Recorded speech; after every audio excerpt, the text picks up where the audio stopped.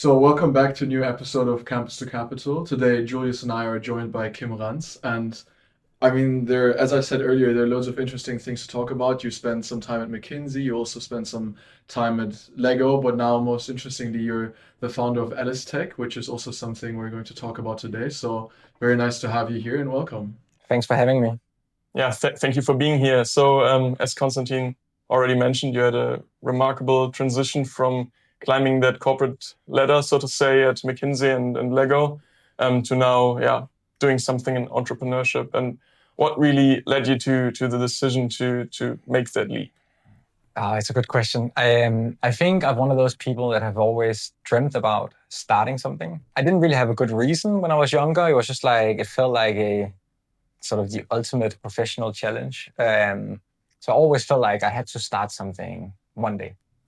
Then time passed. I didn't do it. I ended up in McKinsey. I had fun there. And then all of a sudden, everything around AI happened. And I had sort of, I'm 33 now, so I was probably 31 back then. And I was like, if I'm ever going to do this, now is probably a good time. Because I could see things changing. It's not like I couldn't do it later, but I feel like it is easier to start a business when you don't have kids and all these things, and I don't. So then I just took a step back. I thought about what are the things that I'm passionate about and that I know something about. And then I sort of landed on the intersection of AI and education. And then I actually quite quickly made the decision. Like in a number of weeks, I sort of decided to quit McKinsey and start something else. So that was it. Cool. And I think this question, I would not be surprised if you've gotten that one before, but I think like a very superficial criticism towards consultants is often that they give advice on how to make business decisions, but then people question, do they actually know how to make a business decision if they've never worked within a business? And now with you having been on both sides, on the consultancy side and also on the side of being a founder of a quite successful startup, how did your view on leadership decisions or your approach towards leadership decisions change? I mean, I really appreciated being in McKinsey. I think it's a cool place. You learn a lot. You don't really go wrong with it. I'm very happy being on the other side now. I think it is more exciting, can you say, being on the owner part and not just the consulting part, where you sort of make decisions and you have to live with them. So I don't know if I'm answering your question fully, but I think there's a lot of things that I sort of enjoyed and I learned from McKinsey. But it is very different being on the side. And now we've also had some consultants work for us a few times. We try not to do that too much because we're a startup. And it's definitely not the McKinsey and those type of consultants, but it's most different type of things. And I appreciate this side much more. And it is also when you're sort of building a team now. I mean, McKinsey is very project-based, so you can be a leader, but it's not like you don't have people reporting to you. You don't really have people that you need to inspire in the same way that will sort of be on your team for years and years. And I think that's quite different than being a consultant, where you can sort of, it's more project-based and you sort of jump from one client to another and so on. So I enjoy this much more. Yeah. Interesting. And also, I think what goes in hand, I think it's safe to say that when you make decisions as a founder, they'll have a greater impact on you and the results will affect you more and you'll have to live with them. So maybe now with you having been in the founder space for quite some time, what would you have done differently in hindsight? Or what are you quite happy about that you made some very right, impactful decisions on Alice.tech? That's a good question. I'll start speaking while I'm thinking, but I think some things that I'm happy that I did is that I just, acted.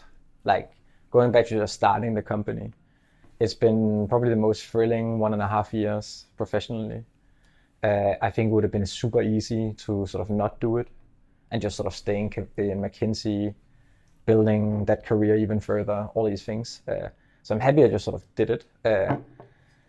Then I'm happy that I've, make the decision to just be like super ambitious and apply for Y Combinator or set the bar really high or try to build a company that I and some people will find very inspiring to be in. It won't be for everyone. We work more than the average company in Denmark and so on, but I'm happy that I've sort of been true to who I am. it's like when you're building a company and you're a team, you cannot just do it fully on your sort of your way, right? You need to find a compromise. But I am happy that it feels like a company that I've been part of starting, which I have. What are some things that I would have maybe done differently? I mean, there's probably plenty. I think one thing that jumps to mind, and it's important for me not to make this sound like I'm talking bad about anything, but about anyone. I have been through a founder split. And one thing that I've learned is that if I could have done it again, I would have spent more time making sure that the co-founder was, that we also had, can you say, a match in terms of personalities and being, you don't need to be friends, but it needs to be someone that you want to spend plus 50 hours with per week, right? And I think, I mean, I sort of just leaped into this quite quickly. And I normally move very fast. And then sometimes it's good.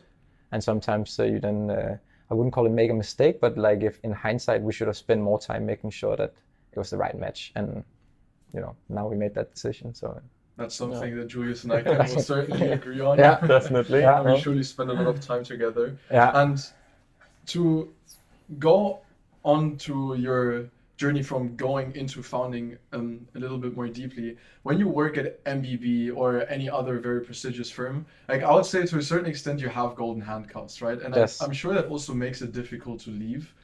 What did you implement for yourself, like as a mental framework, that you had some sense of security, that you were like, okay, but it's fine for me to take that step and to leave a secure environment? Yeah.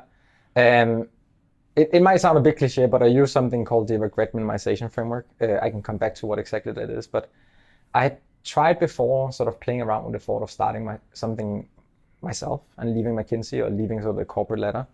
And if you do pros and cons, it's very hard getting to the decision that you should quit your job and start something yourself, because there's a lot of risks, there's probably a lot of cons. But what I did, and this is from, I like to read biographies, and this is a framework that Jeff Bezos used when he founded Amazon. So like no comparison whatsoever. It sounds a bit cliche and so on, but it worked for him. I tried to adopt it. It worked for me as well. It's basically just asking yourself, what are you going to regret the least? And when I turned it that way, it was like very, very clear that if I didn't leave McKinsey and try to do a startup, it would haunt me forever, right? Like I would have probably become a partner, senior partner, do really well, all these things. But and I have a lot of respect for that. But I would always have had this like nagging thought, like, you know, what if, or should I have done something differently? That I won't have now. And that made the decision actually very easy for me, that I had to do this. I really like that perspective. So back to Alice. Yes. You've been earlier this year. You've been in San Francisco. At Y Combinator. Yes. Which is very impressive considering I don't know how many, but I think between 10 and 15 Danish startups. I think it's 15 or something. Yeah, have been there so far. And in our 4th episode, we talked to Joachim Bruchmann from Pluto. Yeah, know him. And he very nice podcast actually. So if you haven't listened to that, please do so. And he talked about that experience being very rewarding, but also very high pressure. Yeah. So could you maybe tell us a little bit about your experience there? Yeah, I mean, so I'll start off by saying that I think it was a fantastic experience. So we basically applied for Y Combinator. Then we were interviewed on November 18th last year and got in November 19th. And then we had to be in San Francisco in January. And so basically from when you get in, it starts being quite hectic because you have to flip your company from being a Danish one to being a Delaware.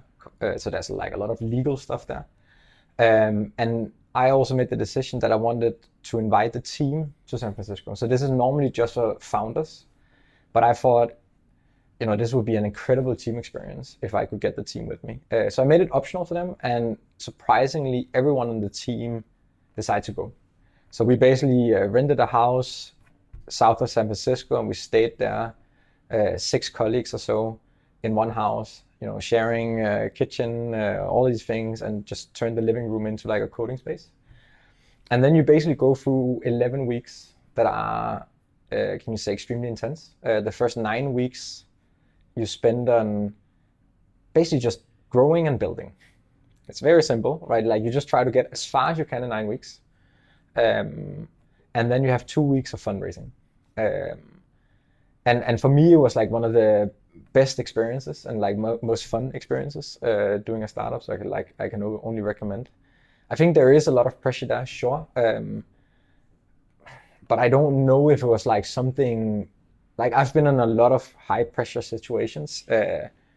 And I don't know if that was higher or not, but it was at least like very intense and very fun, and sort of look back at it in a very positive way. Sounds exactly like the movie The Social Network. Yeah. Really, but it is like a bit like that. That is can you say, a bit sort of the dream I had, right? Like I wanted to make this feel like very almost like stereotypical startup experience, right? Where we lived in one house, we were just like working every day. And that was the experience, right? Like it was not like, obviously we also did other things than work, but it was not because we want to go and see, nature. And like the experience was to actually try to do something together for almost 3 months in this way.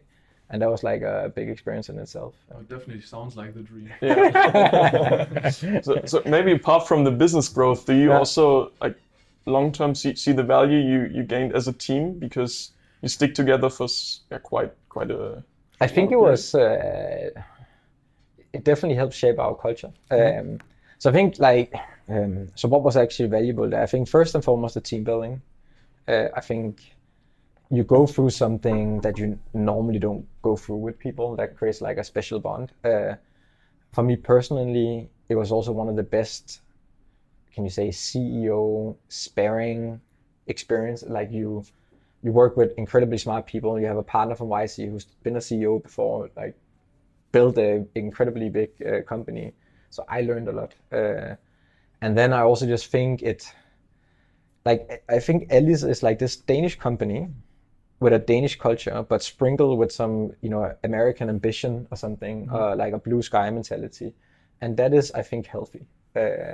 Like I like how we are in Denmark. I like sort of being in Denmark. I'm proud of being Danish, all these things. But I do think that the Americans, and especially in Silicon Valley, are a bit sort of more, if anybody can build the best EdTech in the world, why not us, sort of. And I think that mentality, I would argue that I maybe like naively always had that a little bit, because that's sort of how I'm wired. But at least now I think it's more clear that we have that as a company. I mean, you can see that it certainly swaps over to Europe. I mean, we have the Silicon Valhalla right next to us. Exactly. And hopefully Denmark is... we need to find a fancy nickname for Copenhagen as well.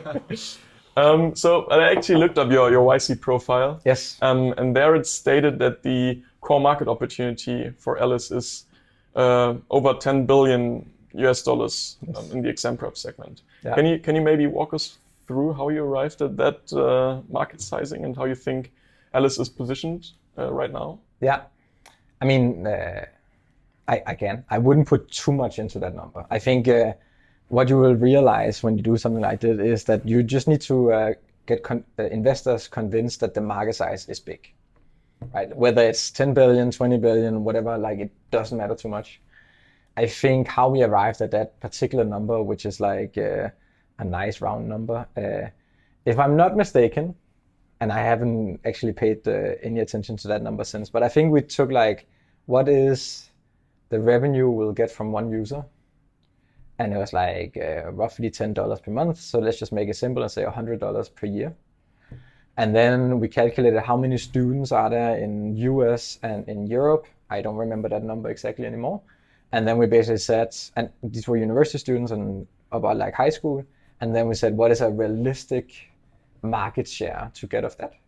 And if you then take $100 per year, per student sort of, and you divide into 10 billion, then you would basically get the number of users that we say that we can get like in the future in a very ambitious scenario. So it was like a quite simple model. Okay. But there was some math and assumptions behind it, right?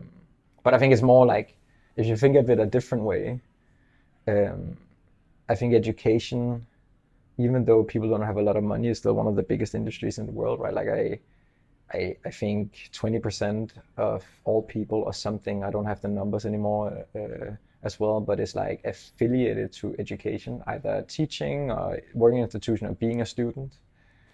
So it's like more than 1 billion people, probably closer to 2 billion even, that is like in this market. So if you can become a leader there, or just one of them, then the market is huge. And the best investment is certainly the investment in yourself. I think so too.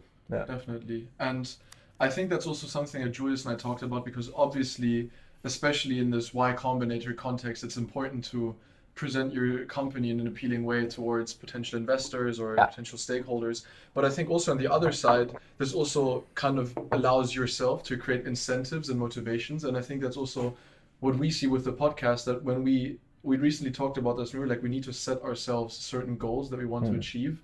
And then when we actually start working towards a goal, like, it will provide you with momentum, and it will accelerate how you go about doing your business. But since Julius has started talking about numbers, yes, I mean, you raised 4.2 million euros earlier this year. And also there has been some rapid user growth with roughly 650%, I think. That sounds right. Yeah. Yes. Yeah. I mean, great numbers. Congratulations, first of all. And what other metrics do you currently track? And then also, because now we're in November, are there any key milestones that you have in mind when we're thinking about 2026? Yeah. So if I think about 2026, I think if we're doing really well, we'll probably go, and this is always, I should be careful saying this, right? But there's at least a chance that we go and raise a Series A then in 2026. And for that to be true, then we need some quite aggressive growth targets. So what do we then track? I think our North Star, even though it sounds a bit sort of, but I guess this is a business school, so this is fine, but it is like revenue. That is the main one. Obviously underneath that is like users. So we track revenue, we track users, and then we track like a number of other metrics that we care about, like, for example, activity on the platform, right? So like daily active users or monthly active users. We track things like how much of our growth is coming through, for example, referrals and word of mouth. Is a bit hard to attribute sometimes versus like paid marketing. We think it's always nicer to have people come through because the product is good, and then people tell their friends and so on, or refer their friends. We track things like how many of our users are on annual subscriptions versus monthly. So we have like a list of, I think it's 5-6 KPIs that we care about a lot, but it's like some tiers. And the biggest one is like revenue and users. And then some of the others that I mentioned. And then obviously we have a lot of other things that we track, right? But you can quickly just sort of get distracted if you look at all of them at the same time. So there are some metrics we look at every month, if not every week or even daily. Yeah. Cool. And I think also as a little pitch from our side here, because when we're talking about users, I think with our service that we're providing, we're potentially speaking to your target audience. Yes, and so that is true.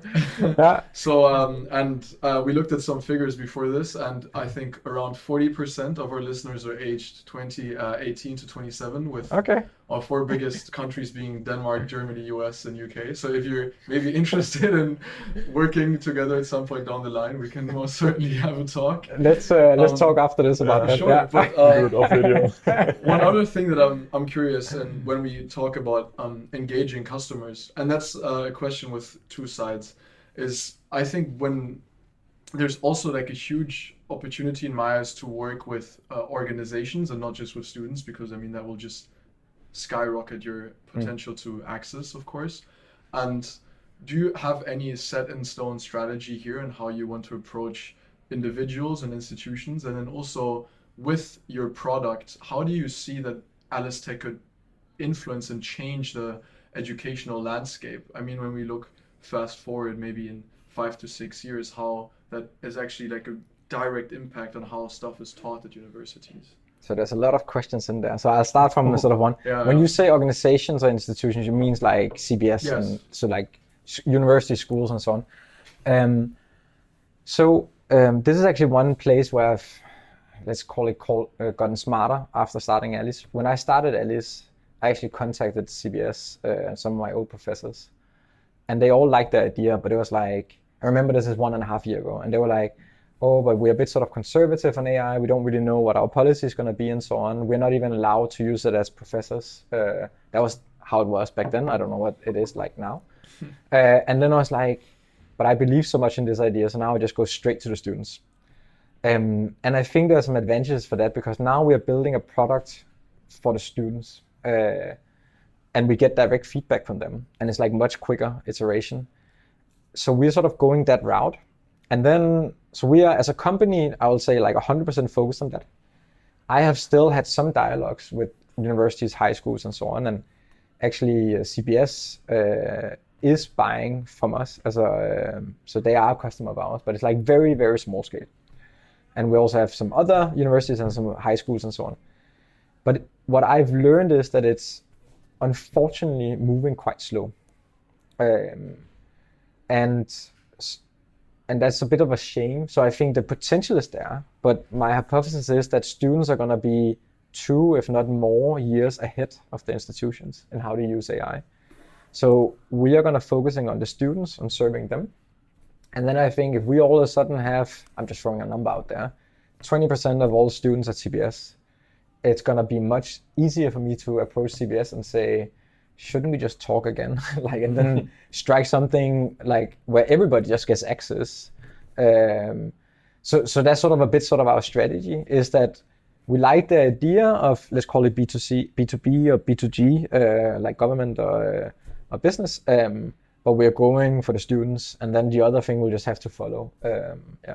Oh, I think that's very interesting and true. I mean, I remember it was early 2023 when ChatGPT like became a thing for the first time, and the way how I started using it was I got like an access code from one of my classmates, and then the first thing I did was just actually doing one of the things that you do now with Alice. I uploaded all my notes and asked ChatGPT to provide me some revision notes for my upcoming high school exams. So but maybe just to jump in on that, if we talk about the product, because you state on your about page that Alice.tech transforms generic course materials into personalized learning experience, such as quizzes, flashcards, pacing, etc.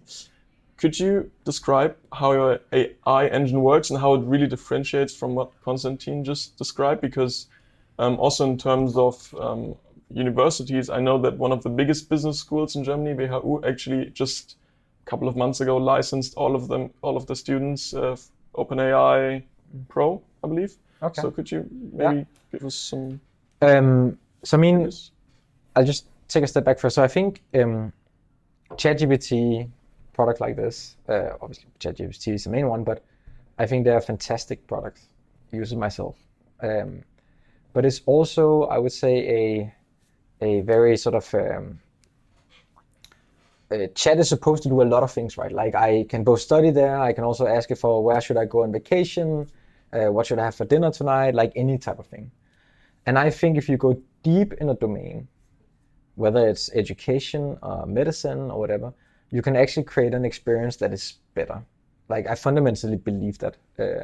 And that's what we are trying to do. So how does it actually work? So I think there are some things that that students struggle with, and this is not an exhaustive list, but one thing is just like getting a good overview and some structure.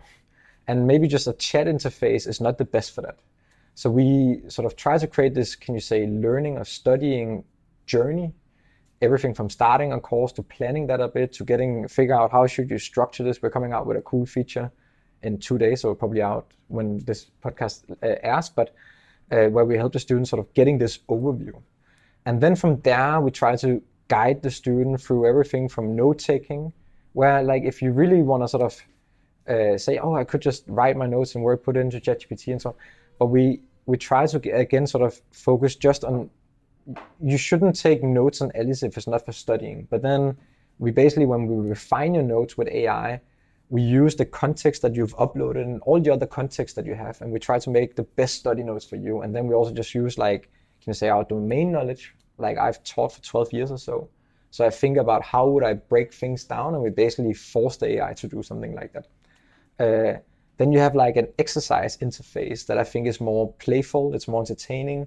You can come back to things. We track sort of where you're good and less good, and we guide you through that whole learning experience. So that's a bit sort of how I see the difference. It's like this, we are focused only on studying. Then you can come into like, oh, we also have the chat and so on. And I would say if you just used like a chat and just like the chat itself, I mean, ChatGPT is probably better, but one thing that also differentiates us here is that if you go to Alice, then you can chat with your curriculum. You can actually chat and it will open up where it came from in your messy notes or whatever. So we're trying to do those things that is better for you as a student. But if you just want to like figure out where should I go and travel and whatever, you can use Alice for that as well, right? But I'm never going to say we're just going to have a better universal chat than ChatGPT, right? That would be like, that's impossible. Yeah. But I do think we can create a tool that is better for studying. Yeah. I mean, I think it's obvious that having a more tailored product will provide a more tailored and more unique and better user experience. Yeah.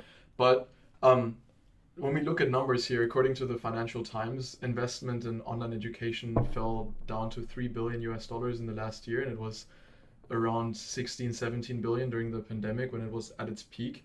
And I think that is because people are resorting to free AI tools.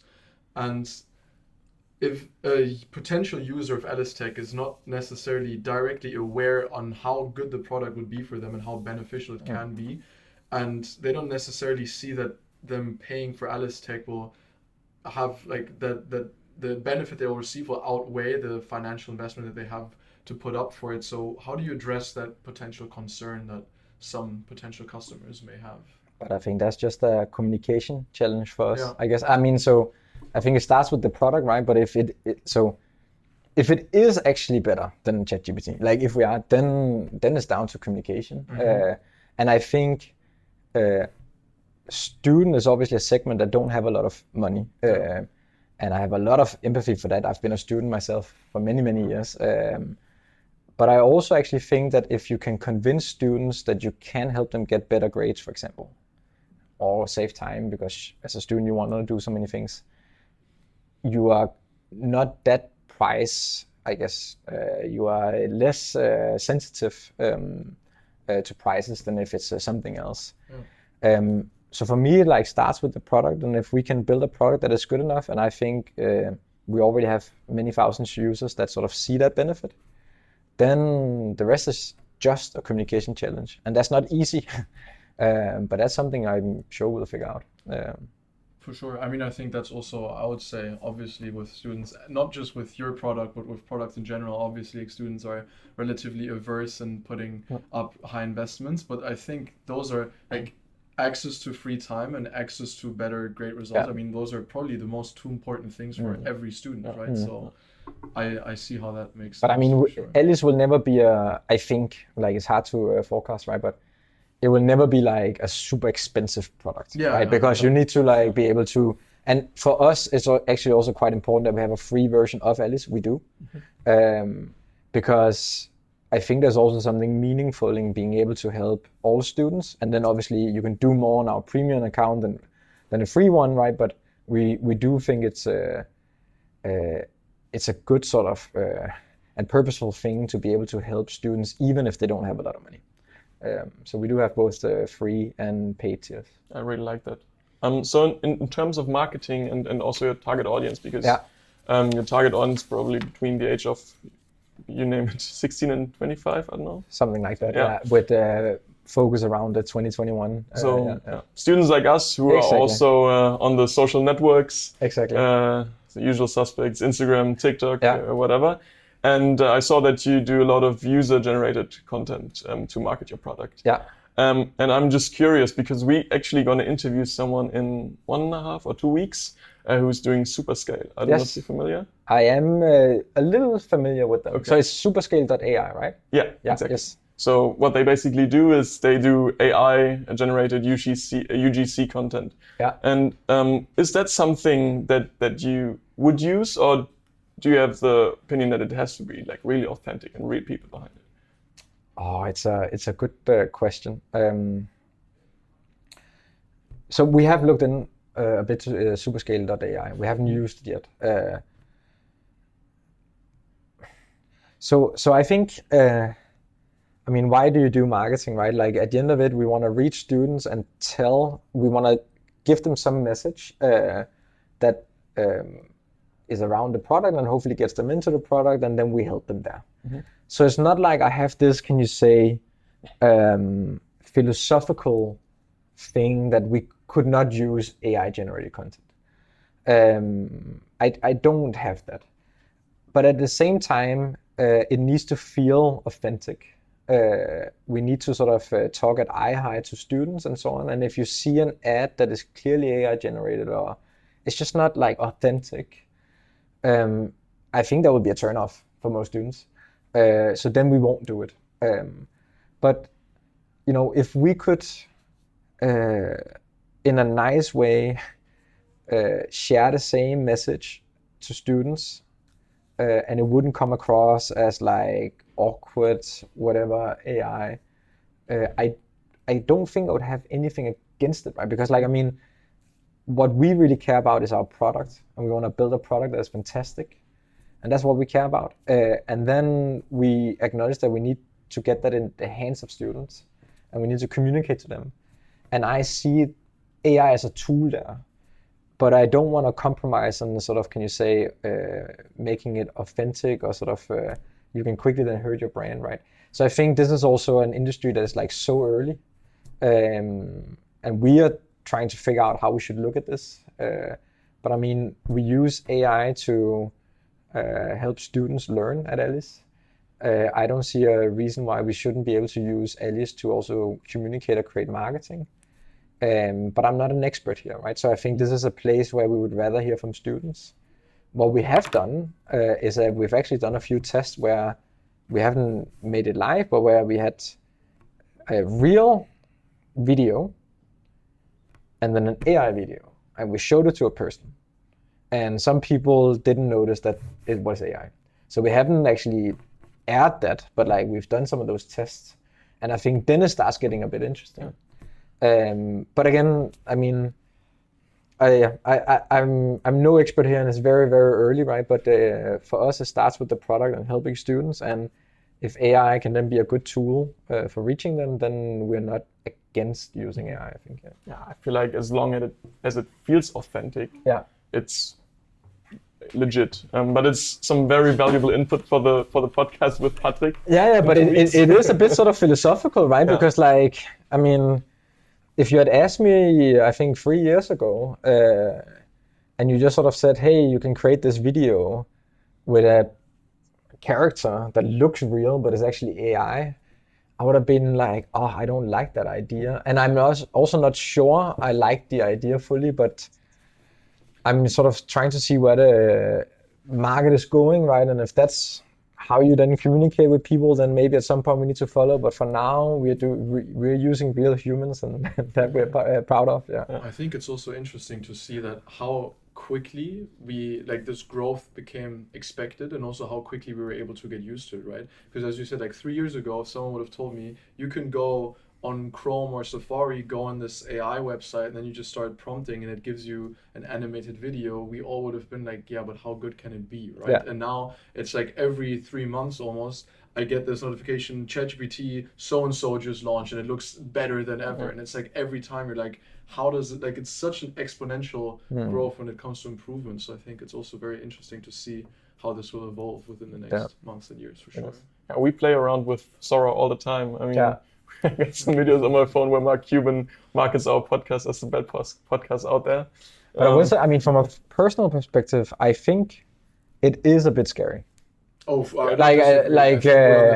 I think we're trying to figure out as a company, and we want to do the moral right thing and ethical and all these things, right? But just from a personal point of view, this thing that you can get to a point where you cannot really tell the difference. I feel like I can still tell the difference because I'm so exposed to it.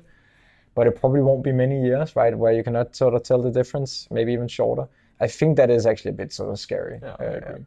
Yeah, especially when it comes to IP and also creativity and everything. So as you mentioned, you're about to launch Alice 2.0. Can you, of course, you won't tell us everything now, but can you give us a little sneak peek of what your users can await? Yeah, I mean, so we're launching next week. We call it Alice 2.0, and maybe just 1 minute on why we're doing that. So I think the Alice journey has been happening so incredibly fast that we build a first product, and then we sort of, can you say, just build on top of that. And that works, but at some point you can also build a product that is maybe a bit too complex or too many things happening and all these things. So after YC, we took a real step back and allowed ourselves the time and worked with some really talented designers that we have to sort of think through, with everything that we know and everything we are capable of doing, what will be the ideal Alice experience, learning experience, what I talked about before, if we had to design it again. So we basically like threw everything up in the air, like no constraints, like how would we design it? And that's basically what we are coming out with now. So it's a bit of a new branded entity. We've changed our coloring, we've introduced a mascot, it's a bit more playful. We've changed our design, which we think is much, much better. And then we've also added a few features that are new and better. We've cut some that we don't think was good enough, and then we'll probably reintroduce it because the idea was probably good enough, but we have that. And then I think sort of the main thing is that it's just become much simpler and better to use Alice. And that sounds a bit sort of, can you say, fluffy, but I think people will really experience that when they try it again. Then we call it Alice 2.0 because it feels like a completely new product, I think. And we're also a completely new team behind it. So it was quite important for me to actually sort of say, everything that we've done up until now, we're proud of that. And that's sort of been part of our, can you say, company history. But if I look at the team now and the team just 4 months ago when we came out home from Y Combinator with all the money and had to start hiring, it's a very new team.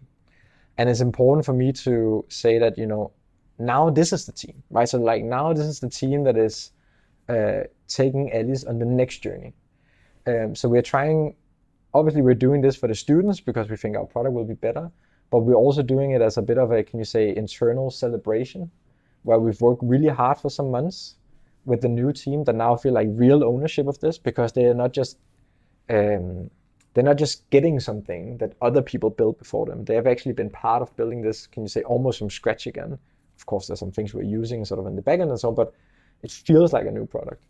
And then we sort of both externally and internally go out and we sort of say, okay, Alice 2.0, that's sort of where we go from here. So I think it's going to be quite exciting. We are at least super hyped. Nice. Yeah. Oh, I mean, guys, you heard it here first. Exam season is coming up. Exam season is also coming for up. us. So Yeah. in case you're using Alice already, or if you're not, if you want to level up your studying game, maybe you should check it out for sure. Yeah. So now we're gonna ask some questions that Yeah. we ask probably all of our guests. Yeah. Very similar. I mean, you've worked on the corporate side and you worked on the entrepreneurship side, and you hired a lot of people and you were hired by quite some people. So for students like us on the early career, interested in tech, entrepreneurship, whatever, what are some very important soft and also hard skills? And what would you say is more important right now? I mean, so the first one is like a very soft thing and it maybe even sounds like a no-brainer, but I think it's just important to be nice to people.